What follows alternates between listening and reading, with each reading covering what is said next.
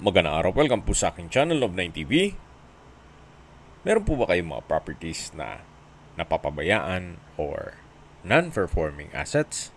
Plan nyo ibenta, pero wala kayong oras sa pagbenta nito. Kung ito'y pagkakatiwala nyo po sa amin, tawag lang po kayo sa aking numero. Usap po tayo, gawan ko po ng video for free. Yes, libre po, wala po kayong babayaran. Tutulungan pa namin kayong mabenta inyong property. Kami na po bala sa marketing, sa boosting or paid ads. Even sa tripping, hindi na po kayo mapapagod sa pag-entertain ng mga buyers. Kami na po bala sa lahat. Tawag lang po kayo. Nandito po tayo ngayon sa Muntinlupa City kung saan meron po tayong bagong video presentation, isang brand new residential commercial building. Napaganda po ng lokasyon itong property, gawa ng napakalapit lang po sa lahat. Kaya ng SM, sa Pepsi Cola, at lahat ng business establishments. Pati po government offices. Mula po dito sa main highway, ang building po ay walking distance lang. Siguro mga 5 meters. So ilang steps lang po. Nandito na po tayo sa property binebenta kung saan ito po'y brand new. May lot area po ito na 239 square meters at may floor area na 500 square meters more or less. 3-story po ito. Ang ground floor ay may commercial space na glass enclosed, then roll up and down. May toilet and bath, kitchen, storage area, laundry area, at may roof deck. Then sa second floor and third floors ay meron pong 12 units na condo type apartment. May built-in cabinet, aircon, shower water heater, may individual laundry area sa roof deck, then may balconies, fully tiled din po ang hallway, at lahat pong units ay meron na pong individual ng electric and water meter. At dito po sa harapan ay meron pong 4-car garage. Check po muna natin itong commercial space dito sa ground floor. So marami pong pwedeng umupa dito. Pwede pong 7-Eleven, Alphamart, Dali. So kung ano man pong mga convenience store. Gawa nang yan po ang nakadisenyo. So, every corner, meron pong mga outlet. Naka-tile flooring na rin po ito. Then, naka-LED lights. At sa dulo naman po, meron pong access wooden door na papunta sa staff room. Malaki naman po ang espasyo nito. Meron pong kitchen countertop, wall-mounted cabinet. Then, meron din pong storage ng kitchen utensils sa baba nito. May glass block sa dulo, nag-serve sa natural sunlight. Naka-tile flooring, high ceiling. So, pulido po ang pagkagawa, gawa ng ito po'y owner's built. May pagbabago lang sa kanilang mga plano, kaya ibebenta na po ito. Ito po yung shower room na naka-tile bathroom wall at may overhead shower. Then, nakabukod po ang banyo. Labas po tayo para check natin yung kabilang side na kung saan dun po yung toilet. So, dito po yung kabilang side. Ito po yung naka-tile bathroom wall, may bathroom window, then water closet, hand wash basin. So, wala po kayong papagawa dito. At yan po yung wooden door. Then, labas po tayo. So, ganito po kalawak itong commercial space dito sa ground floor. Pag tinaas po yung roll-up, glass walls din po yan. Kaya, tanaw po sa labas kung ano man ang mga magiging produkto ng uupa dito. Tungkol naman po sa rental, wala pong nabanggit si owner, gawa ng mula pong nung nagawa ito, ay hindi pa napaupahan. As in, brand new po ito. So mga nag-skip po ng video, summarize ko lang po, ito pong property ay nasa Muntinlupa City. At mula po sa main highway, mga 2 to 300 meters lang po. Walking distance lang from the highway. 3 palapag po ito. Ito pong sa ground floor ay commercial space. Then sa second and third floor ay meron pong 12 units na condo type apartment. Dito po sa harapan ay meron pong 4 na car garage. Then may lot area po ito na 239 square meters. At may floor area na 500 square meters. At sa roof deck po ay meron pong service area for each units.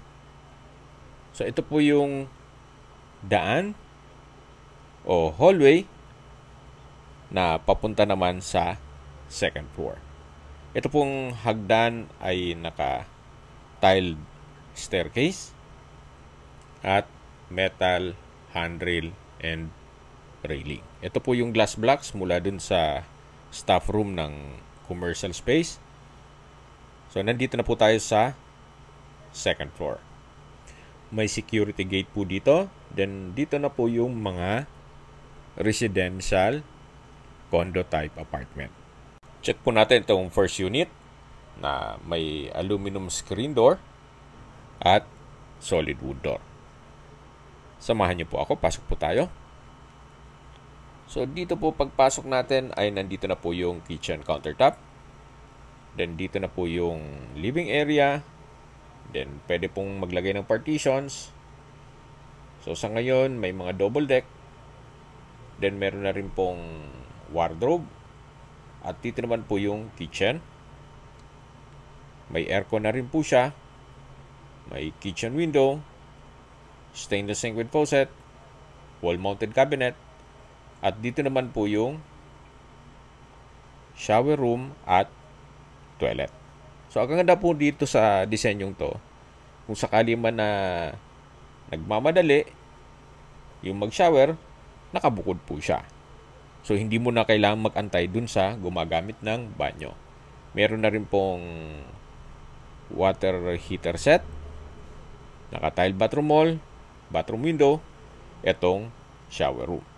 Then dito naman po yung toilet kung saan kumpleto na rin po. May hand wash basin, water closet, tissue holder, tile bathroom wall, at bathroom window. High ceiling din po siya. So ito po yung first unit. Then meron pong sliding glass window with the screen. Nag-serves as natural ventilation. So, komportable po ang uupa sa inyo dito. Gawa ng malaki naman ang espasyo. Ito po yung hallway kung saan naka-tiled flooring na rin po ito. At yan pong nakikita nyong unit 1, 2, 3, 4, and 5 is identical lang po nung first unit. So, kung anong nakita nyo doon, halos same lang po ng floor plan. Lahat po din may cabinets at may aircon. Then, ito pong balkonahe ay meron din pong fire exit. So, ganun din po sa likod, meron din pong balkonahe. So, mula po yan sa third floor, pababa sa ground floor. Naka-tile flooring na rin po dito at stainless po itong railing at handrail. So, yan po yung mga condo type apartment unit. Bali po, dito sa second floor ay meron pong 6 na units. Lahat po yan may aircon at may sariling toilet and bath. Then, shower room. So, mula naman po dito sa second floor, yan po yung steel gate. Ito po yung last unit o unit 6. Then, ito po yung hallway Yan po yung hagdan na papunta naman sa third floor. Naka-tiled staircase na rin po dito. Samahan niyo po ako, akyat po tayo. So, dito po sa third floor ay meron din pong security gate. Then, 6 na units din po meron dito. So, same floor plan pa rin po. Studio type lang siya. Dito po sa harapan o pagpasok nyo pa lang, nandun na yung kitchen countertop. Then, meron din pong shower room. Then, toilet. Nakabukod po lahat. Meron din pong wardrobe. Then, sa kusina, may kitchen cabinet, kitchen countertop, at lahat ng units ay may aircon. So, dito naman po ay may another hallway. Ito naman po yung papunta sa roof deck. So, dito po ay kung ano yung disenyo ng hagdan sa baba hanggang second floor, ganun din po. Naka-tiled staircase, then metal railing at handrail. Lahat pong units ay may drying cage o service area. Kaya kung susumahin nyo po, baka 15,000 to 18,000 per unit dun sa residential condo apartment. Gawa ng malaki din po itong drying cage nila o service area. Yung commercial space po ay meron din pong drying cage o service area. Ganun po kaganda ang disenyo nitong residential commercial building. Hindi lang sa location niya, kundi pati itong pagkagawa. Then dito po yung fire exit, yung kaninang pinakita ko sa inyo. So mula po dito, pababa po yan hanggang second floor, hanggang ground floor. So mapapansin nyo po, quality po ang pagkagawa, hindi po tinipid. Gawa ng ito'y owner's built. Nagkataon lang na meron mga pagbabago sa kanilang plano, kaya ibebenta na lang ito. Then meron din pong solar power. Okay, sa distance, location at travel time portion na po tayo. Ito pong property o itong building ay malapit po sa lahat. Gaya ng SM Center Muntinlupa, LTO Muntinlupa, pabrika ng Pepsi Cola. Malapit din po ito sa Mercury Drug, Chowking, Burger King, McDonald's, at iba pang business establishments. Pati po government offices. Ang distance is 700 meters lang po. Then ang travel time is 4 minutes. Then mula naman po sa Muntinlupa Hospital, ang distance is 5 kilometers at ang travel time is 19 minutes. Yan po yung lagi kong binabanggit sa inyo na dapat nyo i-consider sa paghanap ng property, yung meron pong malapit na hospital. Hindi ko naman po sinasabing sakitin kayo. Yan naman po for emergency purpose lang naman. At mula naman po sa Makati at BGC, ang distance is 26.8 kilometers at ang travel time is 42 minutes. Kung manggagaling naman po sa airport, ang distance is 22.8 kilometers at ang travel time is 36 minutes. Okay, sa presyo na po tayo. Binibenta po ito ni owner sa halagang 35 million pesos. Para sa akin po, fair deal na rin. Gawa ng sa mahal po ng construction cost, gaya ng material and labor. At ganito pa pong hindi tinipid tong building, fair deal na rin po. At syempre, yung presyo pa po nitong lupa. Para po sa isang income generating property, hindi na rin po masama yung ganitong presyo. At least, ready for operation na po. Kumbaga, i-manage nyo na lang. So, depende pa rin yan sa inyong assessment dito sa property. Yan naman po'y opinion ko lang naman. Kung may mga katanungan po kayo, tawag lang po kayo sa aking numero. At sa mga kababayan naman natin na sa ibang bansa, meron po akong Telegram. Sa mga iPhone user naman, may iMessage. Meron din pong Imo, Skype, Viber at WhatsApp. Same number lang po, 0917-316-3399. Sa mga nagtatanong naman po ng aming Facebook, meron po kaming Facebook page na Nov9TV at Facebook Real Video.